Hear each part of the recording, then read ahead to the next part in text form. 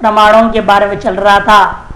प्रमीयते जायते ये न तत्प्रमाण, जिसके द्वारा वस्तुओं को जाना जाता है, उन साधनों का नाम प्रमाण है।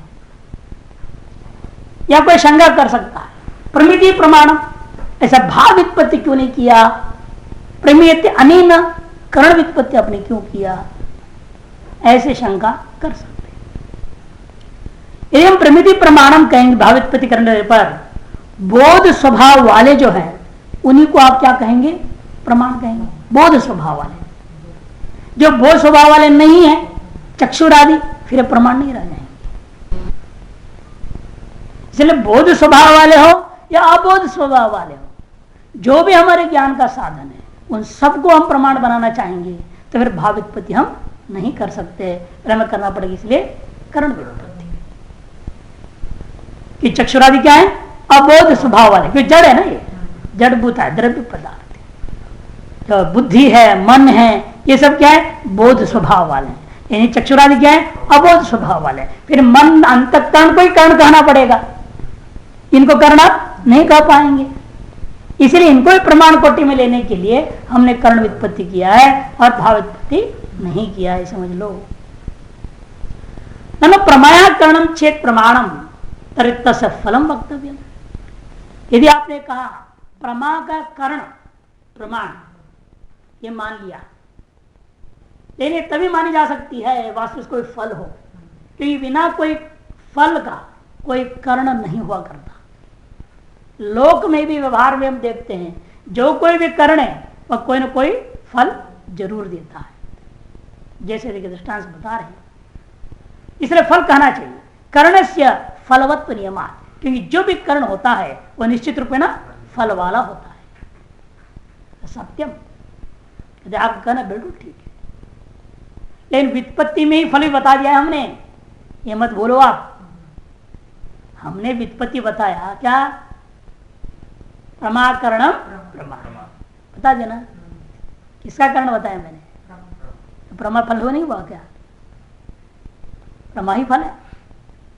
इसलिए व्युत्पत्ति के द्वारा ही हमने फल का कथन कर ही दिया, प्रश्न नहीं होना चाहिए था, इसलिए जानकर हमने सत्यम कह दिया। इसे प्रमैव फलम साध्यम इत्यर्थ, प्रमा ही फल है, प्रमा ही साध्य है इन करणों के द्वारा। यथा चिदाकरण से परशो हो छिदैव फलम इत्यर्थ। यदि परशु के द्वारा छिदाकरण है उसका फल क्या है, छेदन ही है। द्वैधी भाव ही फल होता है। द्वैधी भाव का कर्ण चिदाकरण का फल क्या है, छिदा ही है। द्वैधी भाव का साधन, द्वैधी भाव का साधन क्या है, उठा, उसका फल क्या निकलेगा, द्वैधी भाव ही तो निकलेगा, दो टुकड़ा होना ही तो निकलेगा। द्वैच्छिदैव फलम इति भाव। उसे यहां पर भी प्रमाकरण का फल क्या है, प्रमा ही होगा। और प्रमा का करण कौन है, इंद्रिया है, अनुमान है ना। अन्य अन्य चीज जो भी बताएंगे प्रमाण जितनी भी बताएंगे उनका फल क्या होगा, प्रमा ही होगा। सत्यम अर्धांगी कार्य प्रयोक्तव्यम या प्रयोज्य, ऐसे शब्द अर्धांगी सत्य शब्द प्रयोज्य सामान्य में, उसके आधार पर अर्धम शब्द सत्यम शब्द भी अर्धांगी कार्य में ही समझना चाहिए।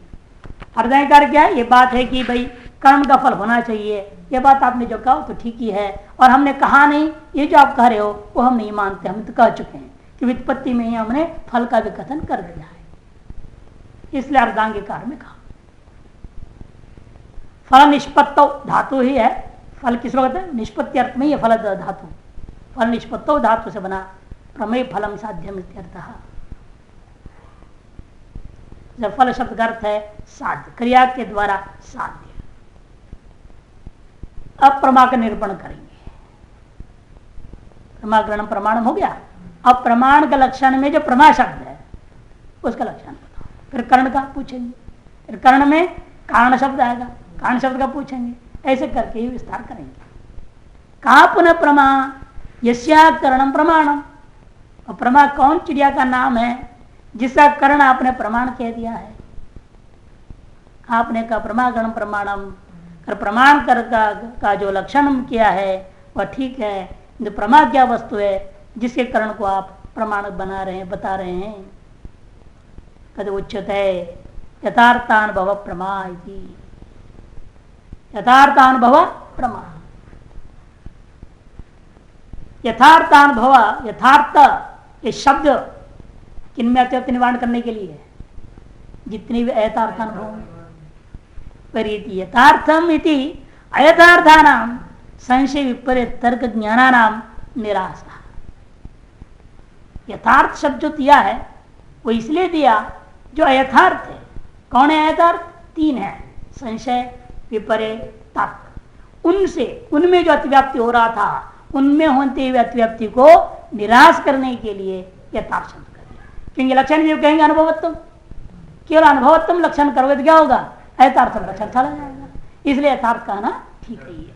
और इतना ही यथार्थत्म इतना ही कहो तो भी बनेगा नहीं। अनुभव ही थी स्मृति निराशा, स्मृति भी यथार्थ हुआ करती है।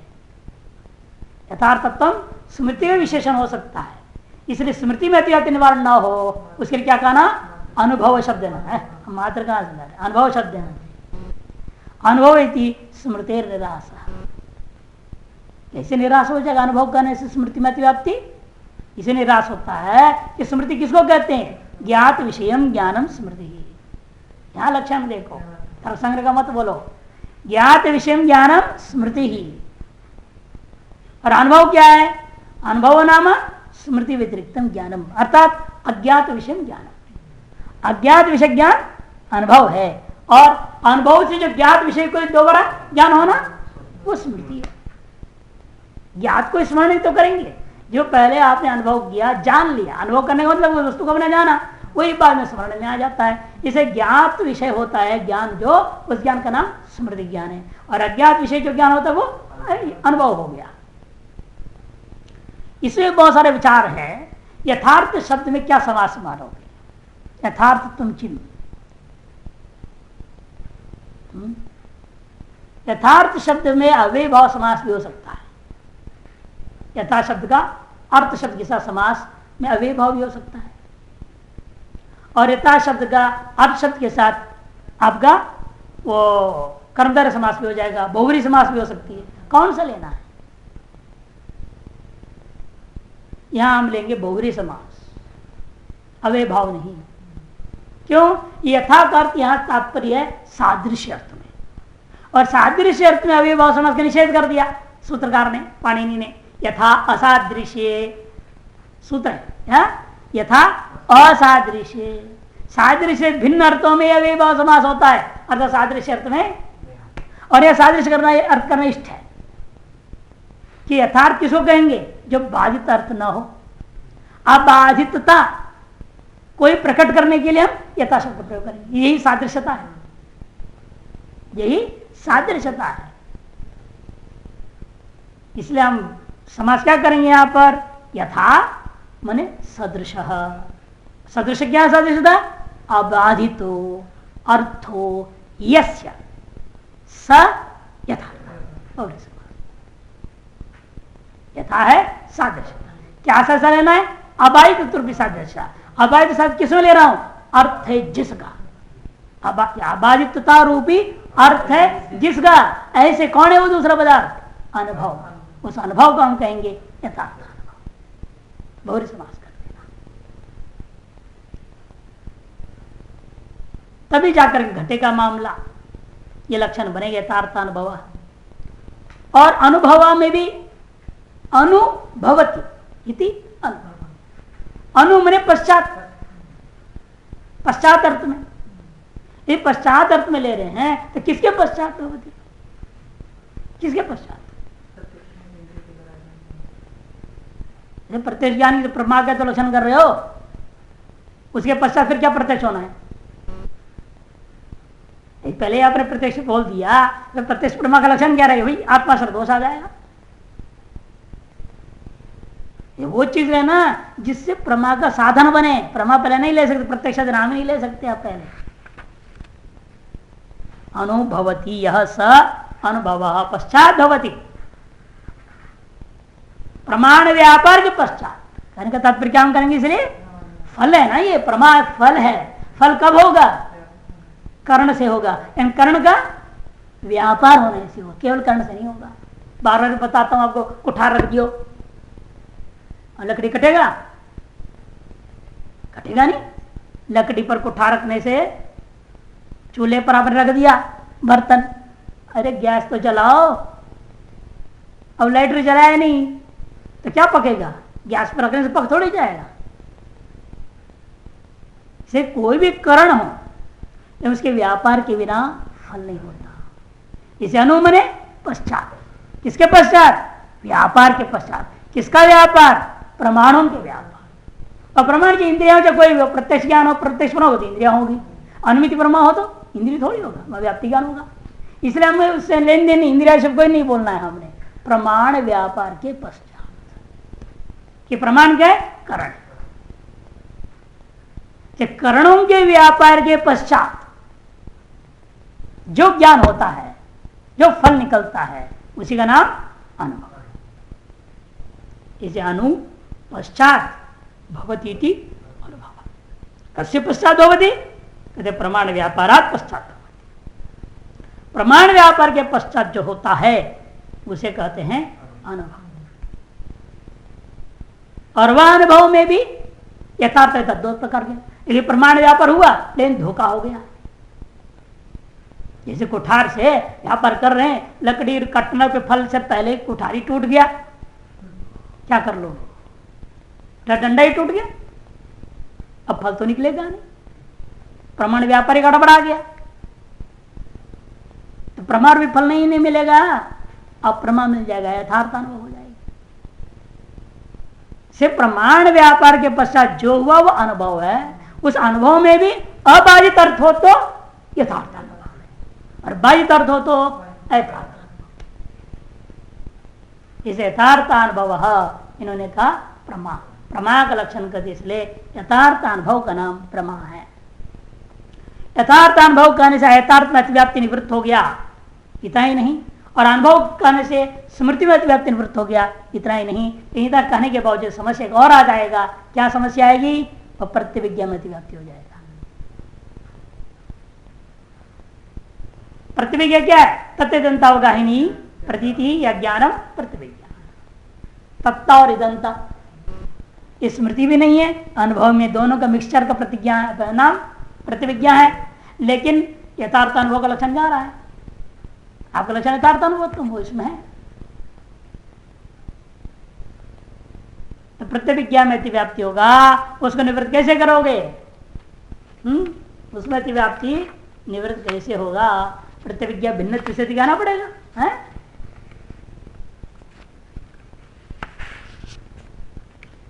कहना पड़ेगा ना, नहीं कहना पड़ेगा। क्यों? क्योंकि वह होता क्या है? इंद्रियों के द्वारा इदंता में ग्रहण कर लिया, अयम देवदत्त सो अयम देवदत्त, ऐसा सांस में क्या होता है? बाधित हो गया। सांस तो या वर्तमान में गए नहीं, बाधित हो गया, अबाधित अर्थ तो रहा नहीं। ज्ञान का सर्वांगीण संपूर्ण अंश अबाधित नहीं है।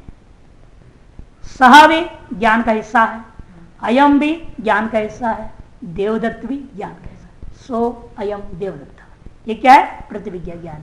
इस ज्ञान में अयम देवदत्त में तो ठीक है, यथार्थ अनुभव का लक्षण जा रहा है, लेकिन सांस में यथार्थ अनुभव का लक्षण नहीं जाएगा, क्यों? बाधित है।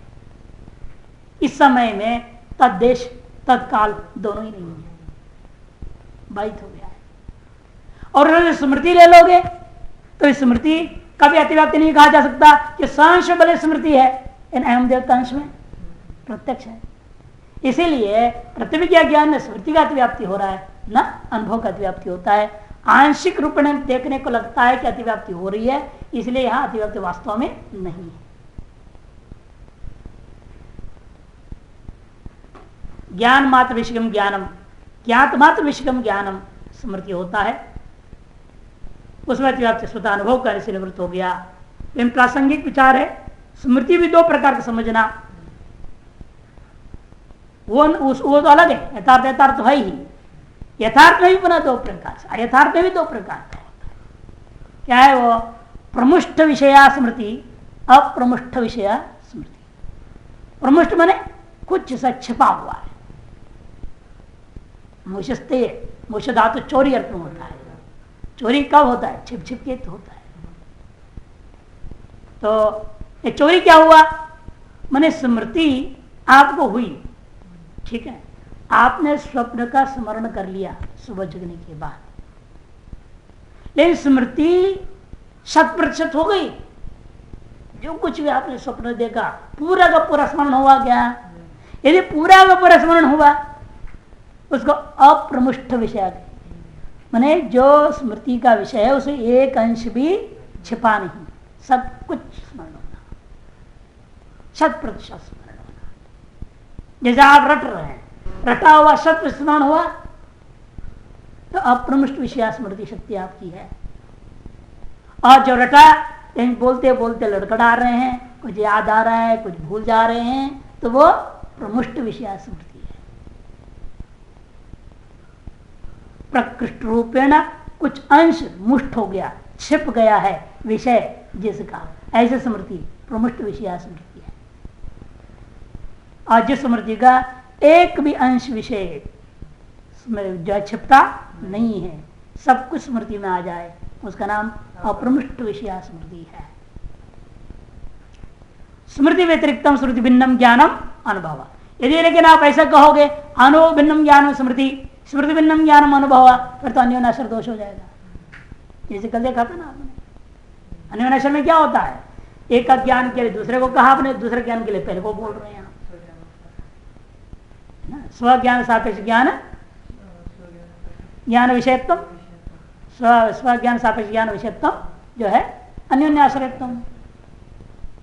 तो इसलिए कहते हैं कि भाई ऐसा ना हो, इसलिए आप एक तरफ लक्षण कीजिए। अनुभव का अलग लक्षण कर दिया आपने, यथार्थ अनुभव, फिर अनुभव भिन्नम ज्ञान स्मृति, स्मृति भिन्नम ज्ञान अनुभव, ऐसा नहीं करना। अनुभव का लक्षण आपने कर दिया, यथार्थ अनुभव प्रमा। ठीक है, प्रमा का बारे में विचार स्पष्ट हो गया। यहाँ बताइए करण क्या है? प्रमाकरणम, प्रमाणम में करण शब्द का अर्थ क्या? किम पुनः करणम साधकतमम करणम, सूत्र रख दिया पाणिनि का सूत्र, साधकतमम करण। साधकतमम का मतलब क्या? तम प्रति किस अर्थ में आए यहां? कहते अतिशयितम साधकम इति साधकतमम, स्वयं बोल रहे हैं मूल में अतिशय अर्थ में। अतिशायने तमभिष्टनौ सूत्र है पाणिनि का, उसी अर्थ में, इसलिए पता अतिशयितम साधकम इति साधकतम व्याख्या कर दिया। कारण सामग्री में जो प्रकृष्ट कारण है, प्रकृष्टम कारणम इत्यर्थ, प्रकृष्टम कारणम, जो प्रकृष्ट कारण है उसको कहते हैं साधकतमम। यहां पे बहुत सारा विचारणीय है। अतिशयन तम विष्टनौ, पाणिनि सूत्र से अतिशयन अर्थ में तम प्रत्यय करने के कारण से साधकतमम पाणिनि ने तम प्रत्यय का प्रयोग किया। जो कारणों में अतिशय कारण है न प्रकृष्ट कारण है, उसका नामकरण आपने कह दिया। लेकिन हमें कैसा पता चलेगा अमुक कारण में प्रकृष्टता है? अतिशयत्व की सिद्धि कैसे करोगे? जैसे इन बच्चों में कौन अतिशय है, आप सीधा कहोगे तो कहेंगे पक्षपात कर रहे हैं, ये पक्षपात कर रहे हैं। टीचर जो है लगता है ज्यादा उसने ट्यूशन फीस वगैरह खिला पिला दिया होगा, इसे उसका बेस्ट स्टूडेंट बोल रहे हैं, है कि नहीं? इसे प्रजापति ने भी क्या कहा था जब इंद्रियां गए, हम श्रेष्ठ है, तो क्या ऐसा करो, सीधा मैं कह दो प्राण श्रेष्ठ है तो कोई मानेगा नहीं। क्या प्रजापति प्राण रूपी ज्येष्ठ पुत्र को पक्षपात कर रहे हैं? इसने नहीं कहा भाई जिसके बिना ये शरीर बिल्कुल बेकार हो गया, मुर्दा हो जाए या पवित्र हो जाए या कल्याणकर हो जाए, वही श्रेष्ठ है कह दिया। और सब अपना अपना लग गए, मेरे बिना कैसी जगह देखूंगा शरीर। आंख चला गया, साल भर आके देखा तो सारा शरीर चल रहा, अमंगल तो हुआ नहीं, चुपचाप आंख अपने आप में घुस गया, वाणी भागी, दो आंखें देखती है जैसे गूंगा चल रहा है वैसे हो रहा गया शरीर सब। जब प्राण चलने ही लगा था, इधर सब हाथ जोड़ने लगा, रुक जा तू जाएगा तो मर ही जाएगा शरीर। अब समझ में आ गया प्राण श्रेष्ठ है। इधर बच्चों में क्या करते हैं, फिर आप परीक्षा लेंगे, ऐसे थोड़ी फर्स्ट घोषित कर दें किसी को बेस्ट, परीक्षा लेना पड़ता है। परीक्षा में जब प्रश्न दिया गया सब बच्चे एक ही भेज देने के अलग अलग प्रश्न पत्र देंगे क्या, किसको सरल प्रश्न पत्र, किसको कठिन प्रश्न पत्र दो, ऐसा नहीं होता है ना। एक ही प्रश्न पत्र, एक प्रश्न पहले से लीक हो गया तो परीक्षा कैंसल, दोबारा प्रश्न पत्र बनता है या नहीं, देखता संसार व्यवहार है ये तो परीक्षा पत्र दे करके सभी ने परीक्षा लेकर जो जितना मार्क्स उसके हिसाब से एक को सर्वोत्तम आप बता देते हो। यहां कैसे तय करोगे कारणों में सर्वोत्तम है, ये अतिशयित है, ये प्रकटतम है, कैसे निर्णय करोगे आप? तब कहना पड़ता है साक्षात्कर्तृ अधिष्ठितम साध्य क्रिया साधकम यत् कारणम, साक्षात्कर्ता के द्वारा अधिष्ठित हो, साक्षात कर्तृ अधिष्ठिततम साध्य क्रिया साधकम, साध्य के अनुकूल, साध्य को सिद्ध करने के अनुकूल जो क्रिया है उसको साधने वाले का नाम ही कर्ण होता है। यह दिक्कत नहीं होगी। अब दंड को हम कर्ण क्यों कहते हैं? कर्ता कुंभकार के हाथ उसमें लगा हुआ है, साक्षात कर्ता से अधिष्ठित है वो।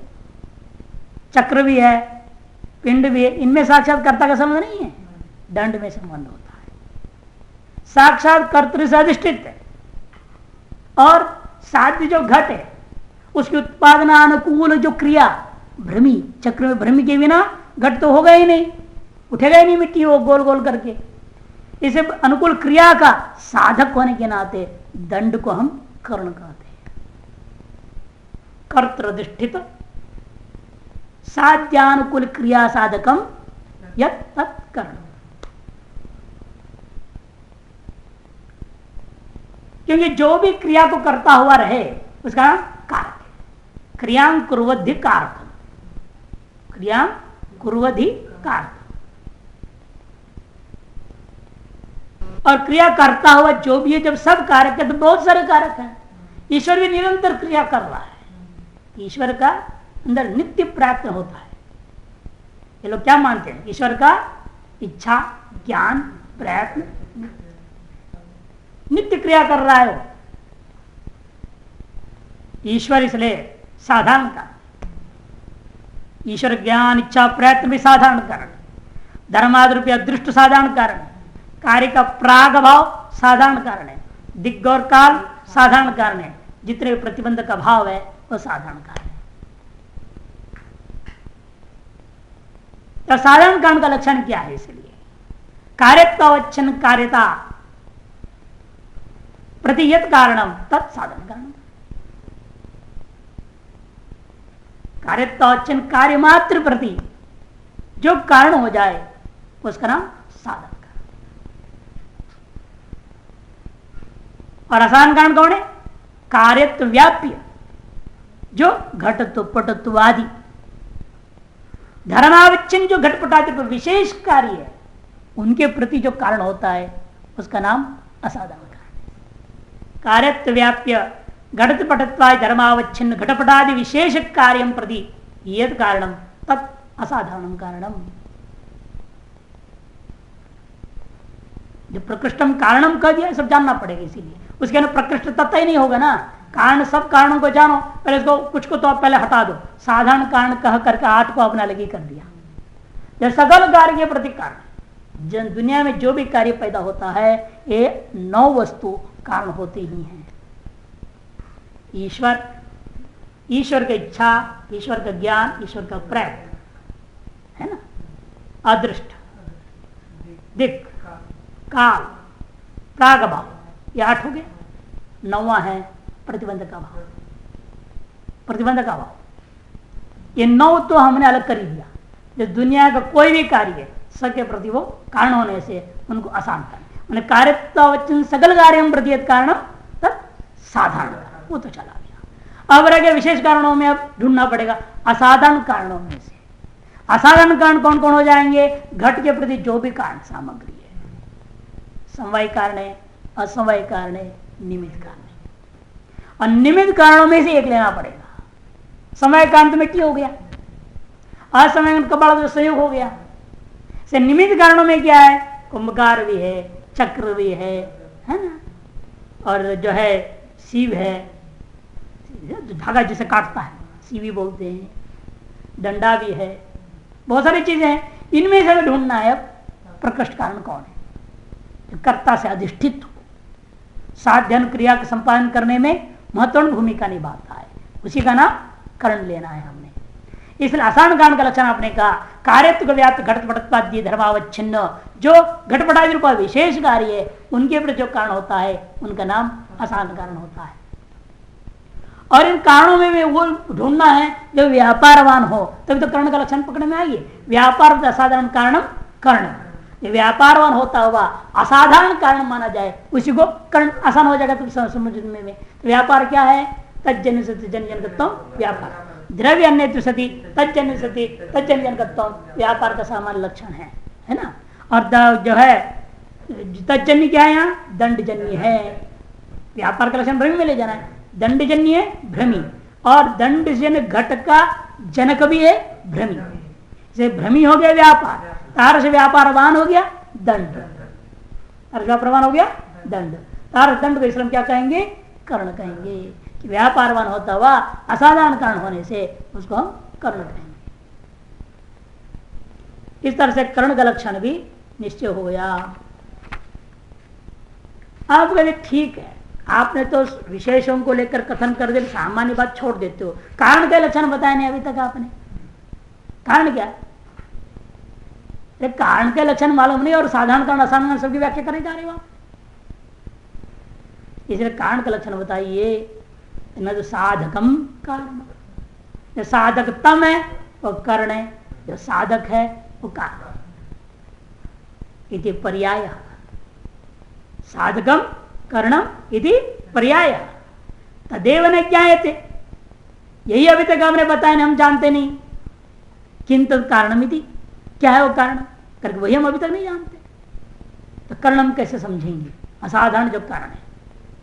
तो उच्चते सब सुनो, यस्य कार्यात् पूर्व भावो नियतो अनंता सिद्धश्च तत्कारण, जो कार्य से पूर्व भावी नियत रूप से रहता है और अनन्यता सिद्ध, अन्यता सिद्ध नहीं है, उसी का नाम कारण। कार्य नियत पूर्ववृत्ति अन्यता सिद्ध रहित, अन्यता सिद्ध शून्यत्व सती कार्य नियत पूर्ववृत्तित्व कारणत्व, उसी को इस तरह से बोल दिया। जैसे कार्यात् पूर्व भावो माने कार्य नियत पूर्ववृत्ति, नियत पूर्व भाव नियता, कार्य नियत पूर्ववृत्ति, और अन्यता सिद्ध माने अन्यता सिद्ध शून्यत्व। तो अन्यता सिद्ध शून्यत्व सती कार्य नियत पूर्ववृत्तित्व कारण से लक्षण भवति, यथा तंतुव्ययमादिकम पट से कारण भवति, जैसा कि तंतुव्ययम आदि है ये क्या है, पट के प्रति कारण होता है। यदि भी पटोत्पत्तो दैवाजागत से रासवादे है पूर्व भाव विद्यते, यद्यपि पटोत्पत्ति काल में दैवात क्या हो गया, एक रासद व्याकर पूर्व भाव में खड़ा हो गया, वो भी कार्यात् पूर्ववृत्ति हो गया। कार्य से पहले भी खड़ा है ना, कोई कार्य सिद्ध हो रहा है उसके पास आगे खड़ा हो गया तो उसकी भी अस्तित्व कुछ योगदान दे रहा होगा, क्या पता, तो उसको भी कारण मानना चाहिए। गधा को भी उस कपड़े की उत्पत्ति में कहते तथापि नाशो नियतः, लेकिन दैवाद आगत होने से वो नियत नहीं है, से नियत विशेषण देने से इसमें अत्यंत निवृत्त हो जाता है। ये जरूरी नहीं कि हर कपड़े की उत्पत्ति में गधे को समय खड़ा करना ही जरूरी है, उसके बिना कपड़ा पैदा ही नहीं होगा, ऐसा तो होता ही नहीं, नियत नहीं है। से नियत विशेषण दे दिया, इन सब में अतिव्याप्ति इसलिए निवृत्त हो जाता है। तंतु रूप से तो नियता पूर्व भाव अस्त्यव, लेकिन तंतु रूप क्या है, नियत भी है पूर्व भाव भी है, वो फिर कारण हो जाएगा। लेकिन तंतु रूप पट रूप के प्रति असमय कारण है, लेकिन पट के प्रति कारण नहीं है, अतिव्याप्ति हो रहा है। लेकिन नियत पूर्ववर्ती तंतु रूप है, क्या तंतु में तंतु रूप रहेगा क्या, ना बिना तंतु रूप का तंतु से पट बनेगा क्या, तंतु में तंतु रूप तो रहता ही है कि नहीं, लेकिन पट के प्रति कारण नहीं है, वो लक्षण आपका जा रहा है, अतिव्याप्ति हो गया। इसलिए कि तब क्या करा, किंतु अन्यता सिद्ध, उसका अन्यता सिद्ध कोटि में रख दिया। पट रूप जनन उपक्षीणत्वा, के पट रूप कार्य की उत्पत्ति में उसका जो है पट रूप जनन, पट रूप माने पट का जो रूप है उसकी उत्पत्ति, जन्म उत्पत्ति में ही तंतु रूप का अंदर कारणत्व क्षय हो गया, माने अपने काम करके उसने निवृत्त हो गया, और उसे पुनः कारणत्व पट के प्रति नहीं रहेगा। तंतु रूप में पट के प्रति कारणत्व क्यों नहीं है, क्योंकि वो पट रूप को पैदा करके तंतु रूप ने क्या कर दिया, अपने कारणत्व को चरितार्थ हो गया, अब और किसी के प्रति दूसरे के प्रति भी उसके अंदर कारणत्व नहीं जाएगा। अतएव तंतु रूप पट रूप के प्रति कारण होने के नाते वहीं पर वो चरितार्थ हो गया। इसीलिए कहते हैं कि तंतु रूप जो है पट के प्रति कारण नहीं हो सकता। अतएव अन्यता सिद्ध कह दिया उसको। जो अन्य के प्रति कारण होता है वह दूसरे के प्रति भी कारण हो जाएगा, ऐसा नहीं होगा। जो पट रूप के प्रति कारण है वह पट के प्रति अन्यता सिद्ध ही माना जाएगा। अन्यथा सिद्ध का मतलब क्या?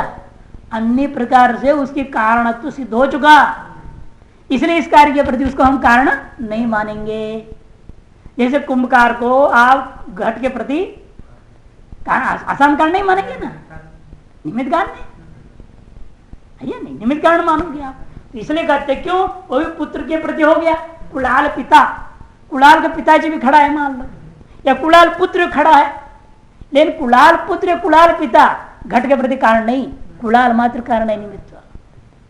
क्यों? कुलाल पिता हो वो भी अन्यथा सिद्ध है और कुलाल पुत्र भी अन्यथा सिद्ध है। इसे उनमें जब दीवान क्या कर द्रव्य अन्यत्व सती भी कहा था आपने। इसलिए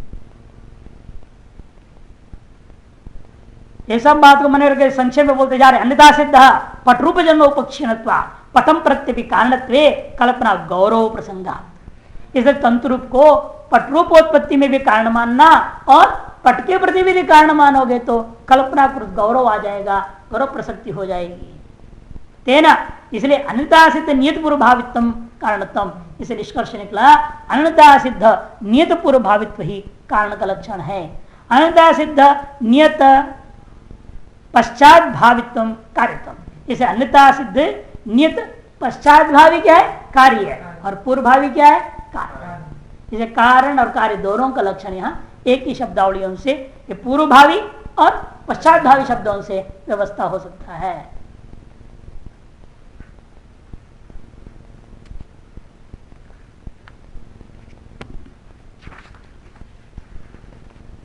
पूर्व भाव का अर्थ क्या, ये थोड़ा समझना है। यस्य कार्य पूर्व भाव नियत अन्यथा सिद्ध कारण आपने कह दिया, लेकिन पूर्व भाव किसको कहते हैं? पूर्व भाव का अर्थ क्या होगा? कितने समय पहले नियत पूर्व वृत्ति आपने कह दिया। नियत पर सदा होना चाहिए, हर कार्य के प्रति होना, हर घट के प्रति होना, वो तो नियत शब्द हटा। पूर्ववर्तित्व पूर्व भावित्व क्या? अवैवित पूर्व क्षणत्व, ऐसा नहीं हो पाएगा। अवैध पूर्व क्षण केवल किस में रहेगा? तंतु में ही रहेगा, अनियमित हो जाएगा ही नहीं। इसलिए करे यह पूर्व भावित्व अर्थ क्या लेना, और कारण तो हम समय ले रहे, कुड़ाल को भी कारण कर रहे हैं, चक्र भी कारण है, अनेकों कारण बन रहे हैं, तो कारण तो सभी में जा रहा है। जो अन्य क्षण में वृत्ति होता है, सीवी जो है अंतिम क्षण प्रयोग है ना, उससे पहले तो काम ही नहीं आया, काटते वक्त आया धागा, तो भी सब दंड रख दिया आपने, सब रख दिया, तो नियत पूर्ववर्ती दंड में है नहीं। पूर्व भाव कहाँ है? दंड तो पहले घुमा कर रख दिया आपने साइड में, ये नहीं कि दंड उसे पकड़े रहेगा क्या? तो घड़ा ही नहीं बना पाएगा, दंड पकड़ा रहेगा तो दंड को छोड़ेगा तब तो घड़ा बनाएगा।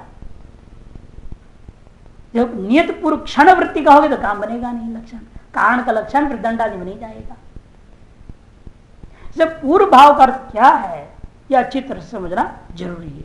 यानी एक संबंध आदि को जोड़ना पड़ता है, तब अर्थ घटेगा, इसको कल ही देखेंगे।